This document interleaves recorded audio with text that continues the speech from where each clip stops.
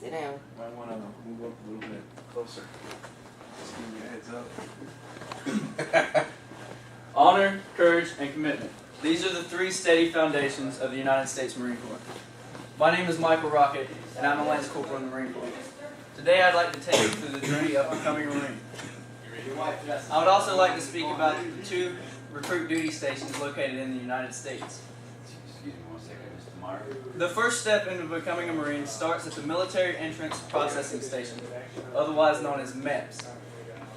At MEPS, you will be given the Armed Services Vocational Aptitude Battery, also known as the ASVAB.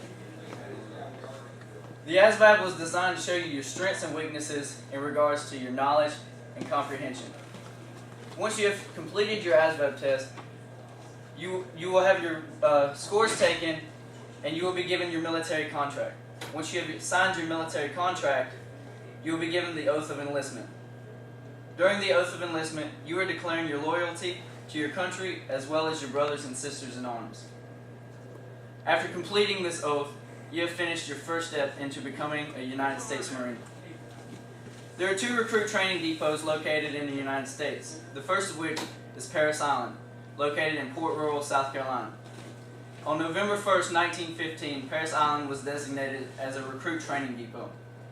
All males east of the Mississippi River and females across the nation are required to train at Parris Island. The second recruit training depot is located in San Diego, California. All males west of the Mississippi River are required to train at MCRD San Diego. However, there are no females that partake in training in San Diego, California. Once the recruits arrive at their designated recruit training depot, they will begin their 13 weeks of training. At this point, they will be molded from civilians to highly trained warriors. During the first weeks, these Marines will be slowly introduced into Marine Corps history, close order drill, and uniform regulations.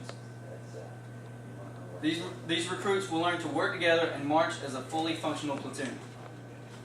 As week 4 arrives, the Marines will begin to train these recruits on water survival.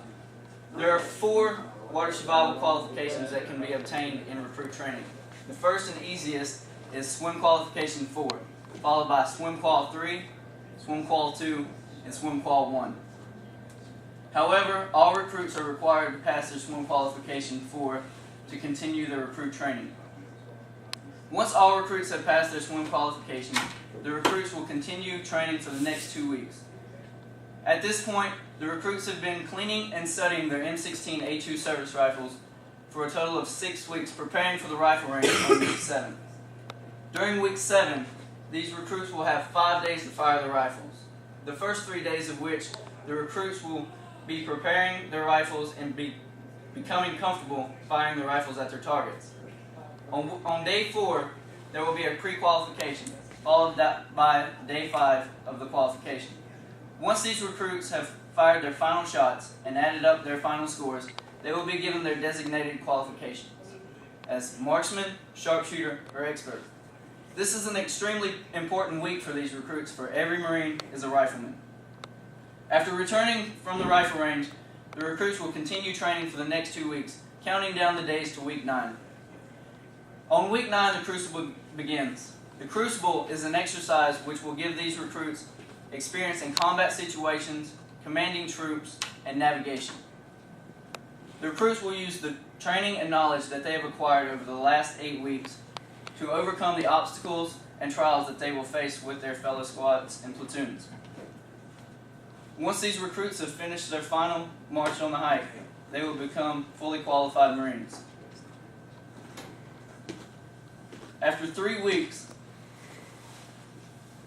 these Marines will continue their training and finish their final qualifications. They will be tested on their final evals, final drill, and final inspections.